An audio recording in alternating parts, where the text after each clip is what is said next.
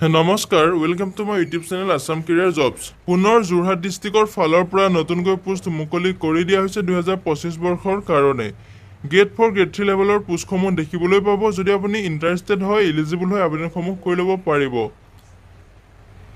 এই পোষ্টসমূহত আপোনালোকে কেনেদৰে আবেদন কৰিব, আবেদন কৰিবলৈ আপোনালোকৰ বয়সৰ সময়সীমা কিমানৰ পৰা কিমানলৈকে দিয়া আছে, এপ্লিকেশ্যন ফিজ কিমান কাটিব লাগিব, এডুকেশ্যন কোৱালিফিকেশ্যন কিমান লাগিব, সম্পূৰ্ণ তথ্য এই ভিডিঅ'টোত আলোচনা কৰিম। ভিডিঅ'টো শেষলৈকে চাই যাব, অলপো স্কিপ নকৰাকৈ। যদি মোৰ চেনেলটোলৈ প্ৰথমবাৰ কাৰণে আহিছে, তেনেহ'লে চেনেলটো ছাবস্ক্ৰাইব কৰি ল'ব।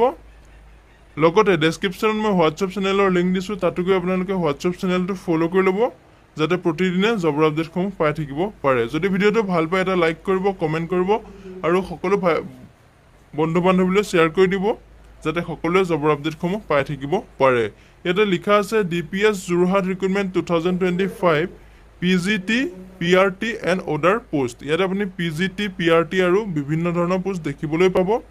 দিল্লী পাব্লিক স্কুল যোৰহাটৰ ফালৰ পৰা পোষ্টসমূহ মুকলি কৰি দিয়া হৈছে। এই পোষ্টসমূহত আপোনালোকৰ লাষ্ট ডেটটো 31 জুলাই তাৰিখলৈকে এপ্লাই কৰিব পাৰিব। ইয়াতে Delhi public school Jorhat has release an employment notification for the recruitment of PGT, PRT and other posts under Delhi Public School Jorhat.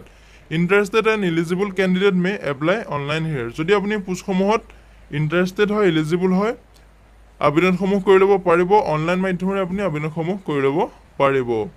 ইয়াতে DPS যোৰহাট ৰিক্ৰুটমেণ্ট 2025ৰ ডিটেইলছটো হৈছে, যিটো 1 নম্বৰত আছে আপোনাৰ স্পেচিয়েল এডুকেটৰ। তাত আপোনাৰ টোটেল পোষ্ট এটা পোষ্ট দেখিবলৈ পাব। এডুকেশ্যন কোৱালিফিকেশ্যন, এই পোষ্টটোত আপোনালোকৰ ডিগ্ৰী পাছ কৰিলে আপুনি পোষ্টটোত এপ্লাই কৰিব পাৰিব। লগতে আপোনাৰ DED আৰু BEd থাকিব লাগিব, তেতিয়া আপুনি পোষ্টটোত এপ্লাই কৰিব পাৰিব। যিটো 2 নম্বৰত আছে আপোনাৰ PRT পোষ্ট আছে হিন্দী, তাতো আপোনাৰ এটা পোষ্ট মুকলি হৈছে।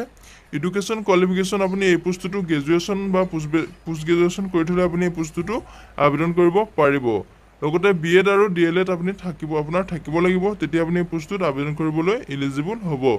লগতে আপোনাৰ এক্সপিৰিয়েঞ্চ লাগিব, 3 বছৰ আপোনাৰ টিচিং এক্সপিৰিয়েঞ্চ লাগিব, তেতিয়াহে আপুনি এই পোষ্টটোত আবেদন কৰিবলৈ এলিজিবল হ'ব। যিটো PGT পোষ্ট গ্ৰেজুৱেট টিচাৰ, সেইটো আপোনাৰ 4টা পোষ্ট মুকলি হৈছে।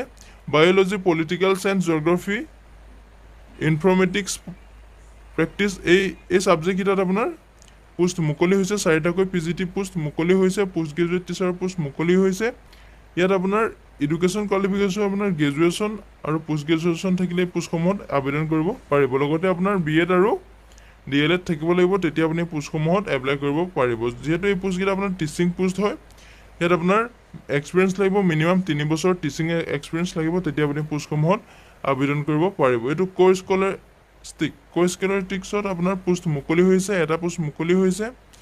ইয়াতে মিউজিক হয়, ভকেল এণ্ড ইনষ্ট্ৰুমেণ্টেল আপোনাৰ জানিব লাগিব, তেতিয়া আপুনি পোষ্টটোত এপ্লাই কৰিব পাৰিব। এডুকেশ্যন কোৱালিফিকেশ্যন, ইয়াত আপোনাৰ মাষ্টাৰ ডিগ্ৰী ইন মিউজিক, আপুনি মিউজিক বিভাগৰ ফালৰ পৰা ইয়াত মাষ্টাৰ ডিগ্ৰী কৰি থ'ব লাগিব, তেতিয়া আপুনি পোষ্টটোত এপ্লাই কৰিবলৈ এলিজিবল হ'ব। লগতে আপোনাৰ মিনিমাম 5 বছৰলৈকে আপোনাৰ টিচিং এক্সপিৰিয়েঞ্চটো লাগিব, তেতিয়া আপুনি পোষ্টসমূহত আবেদন কৰিব পাৰিব। টিচিং এক্সপিৰিয়েঞ্চটো আপোনাৰ ছেকেণ্ডেৰী আৰু ছিনিয়ৰ ছেকেণ্ডেৰী লেভেলৰ টিচিং এক্সপিৰিয়েঞ্চটো থাকিলেও আপুনি আবেদন কৰিব পাৰিব।